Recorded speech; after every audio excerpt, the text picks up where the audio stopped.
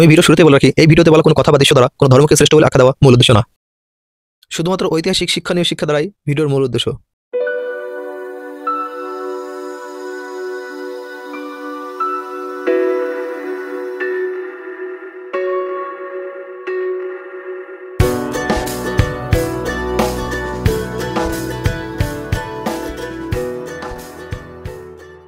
বন্ধুরা, রাজশাহীর পুঠিয়া থেকে শুভেচ্ছা জানাচ্ছি। আমি আলামিন ইসলাম। আজকে আমি এসেছি পুঠিয়ার রাজবাড়িতে। আপনারা জানেন, বাংলার প্রত্নতাত্ত্বিক নিদর্শনগুলোর মধ্যে পুঠিয়া রাজবাড়ি অন্যতম। এখানে রাজবাড়ির পাশাপাশি রয়েছে বহু বছরের পুরাতন কয়েকটি মন্দির। আমি রাজবাড়ি ও মন্দিরগুলো ঘুরে ঘুরে দেখাবো ও তার পাশাপাশি তুলে ধরবো ইতিহাস।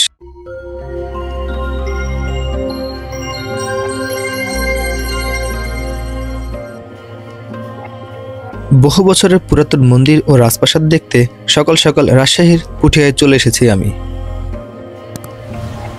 এইখানে আসতেই প্রথমে শিব মন্দির, এরপরে দলবন্দর পেরিয়ে চলে এলাম রাজবাড়ির সামনে। বিশাল খোলা মাঠ সামনে রেখে দাঁড়িয়ে আছে এই রাজবাড়িটি।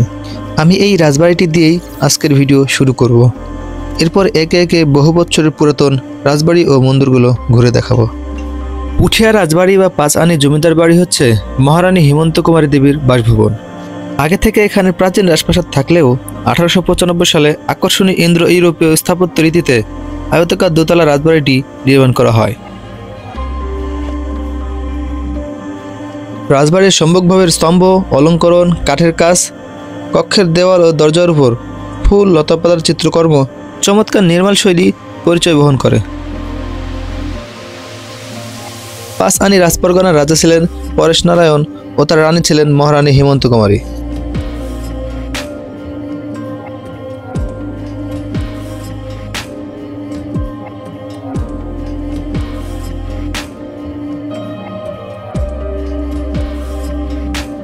হেমন্ত কুমারী নির্মিত ভবনের দোতলায় আসলে দেখবেন ঐতিহাসিক নিদর্শনী মিউজিয়াম রয়েছে, আর তাতে ফুটিয়ে তোলা হয়েছে ইতিহাস। এইগুলো দেখে আমার মন একটু বেশি উৎফুল্ল হয়েছিল। পাঁচ আনি রাজপরগনার রাজার নাম তেমন কেউ না জানলেও দানশীলতায় ও কর্মগুণে মহারানী হেমন্ত কুমারী ইতিহাসের বিশাল জায়গা দখল করে রয়েছে। রানী হেমন্ত কুমারী দেবী এই প্রাসাদটি নির্মাণ করেছিলেন তার শাশুড়ি শরৎ সুন্দরী দেবীর সম্মানে। প্রজাবৎ সহ দয়ালু ও দানশীল রানী হিসেবে মহারানী হেমন্ত কুমারীর সুনাম আজও রাজশাহী অঞ্চলের মানুষের মুখে মুখে। হেমন্ত কুমারী নির্মিত রাজবাড়ির পাশেই শ্যামসাগর দিঘির পাড়ে রয়েছে চার আনি রাজবাড়ি। শ্যামসাগর দিঘির পাড়ি দিয়ে 2 মিনিটের পথ পেরোলেই পৌঁছানো যায় চার আনি রাজবাড়ির সামনে।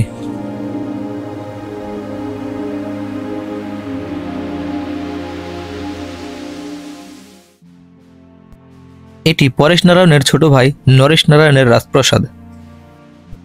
স্থানীয়দের তথ্য মতে রাজপ্রথা বিলুপ্তর পর থেকে চার আনি রাজবাড়িটি এক প্রকার পরিত্যক্ত হিসেবে পড়ে রয়েছে।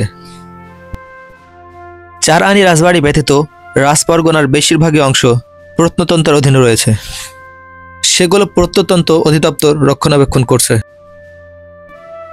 কিন্তু মামলা জটিলতায় চার আনি রাজবাড়িটি প্রত্নতন্ত্রের নিয়ন্ত্রণে আসেনি। ফলে পর্যায়ক্রমে রাজবাড়ির বেশিরভাগই অংশ আজ ধ্বংস হয়ে গেছে।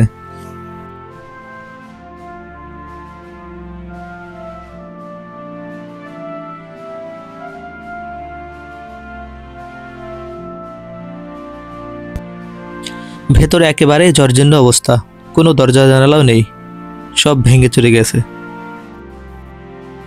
এখানে এসে ঘুরে দেখাও ঝুঁকিপূর্ণ অবস্থা, যে কোনো সময় ধসে পড়তে পারে।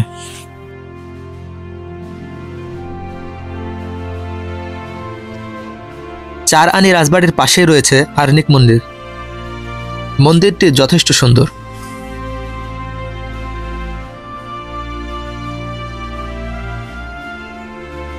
পুঠিয়া রাজবাড়ির আশেপাশে 6টি রাজদিঘি রয়েছে।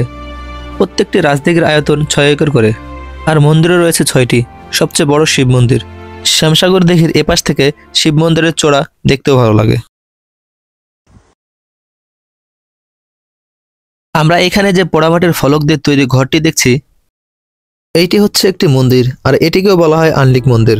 এই মন্দিরটিও 1616 খ্রিস্টাব্দে নির্মাণ করা হয়। আর এইখানে যে বিল্ডিংগুলো দেখা যাচ্ছে, এগুলো ছিল রানীর বাসভবন। এটা অনেক পুরাতন বিল্ডিং।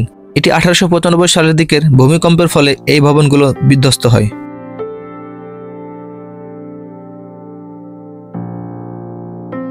এইখানে যে মন্দিরের গায়ে পোড়ামাটির ফলক দ্বারা যে সকল অলঙ্করণ নির্মিত আছে তা সকলেই হিন্দু সাংস্কৃতিক ঐতিহ্য তুলে ধরা রয়েছে।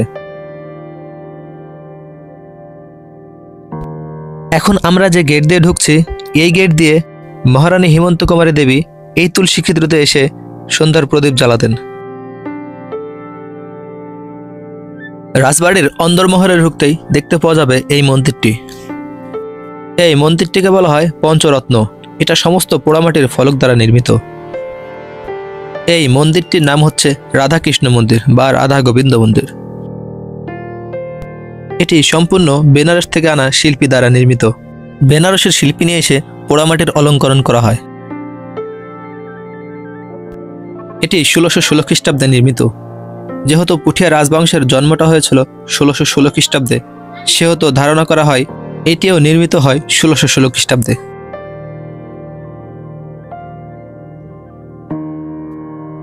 এই 5 আনা রাজবাড়ি ছাড়াও আরও কয়েকটি রাজবাড়ি ছিল। তার মধ্যে 1 আনা, 3.5 আনা, 4 আনা, ছোট তরফ, বড় তরফ এ সকল রাজবাড়ি ছিল। এইখানকার লোকদের মতে এই সকল রাজবাড়িগুলো 71 সময় ভেঙে ফেলা হয়েছে।